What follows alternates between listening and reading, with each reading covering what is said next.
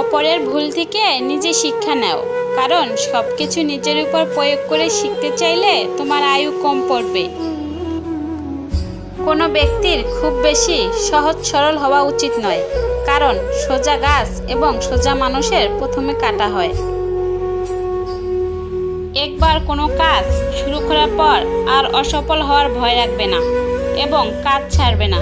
যারা নিষ্ঠার সাথে কাজ করে তারাই সবচেয়ে সুখী। সবচেয়ে বড় গুরুমন্ত্র হলো কখনো নিজের গোপন বিষয় অপরকে জানাবে না, এটা তোমাকে ধ্বংস করে দেবে। কোনো কাজ কালের জন্য ফেলে রাখা উচিত নয়। পরের মুহূর্তে কি ঘটতে চলেছে তা কে বলতে পারে? যে ব্যক্তি নিশ্চিতকে ছেড়ে অনিশ্চিতের দিকে ধাবিত হয় তার উভয়ই নষ্ট হয়। ভয়কে কেবল ততক্ষণ ভয় করো যতক্ষণ সেটা তোমার থেকে দূরে আছে।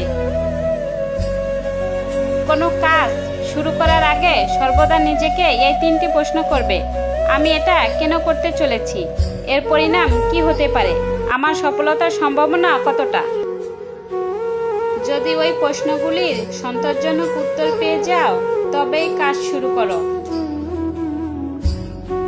প্রত্যেক মিত্রতার পেছনে কোনো না কোনো স্বার্থ অবশ্যই থাকে, এটা একটা কটু সত্য।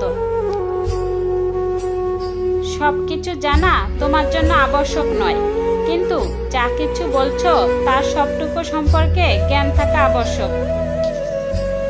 কাউকে অতীতের পাপ নিয়ে খোঁটা দিও না, সে হয়তো তওবা করে মহান সৃষ্টিকর্তার কাছে তোমার থেকেও উত্তম হয়ে গেছে।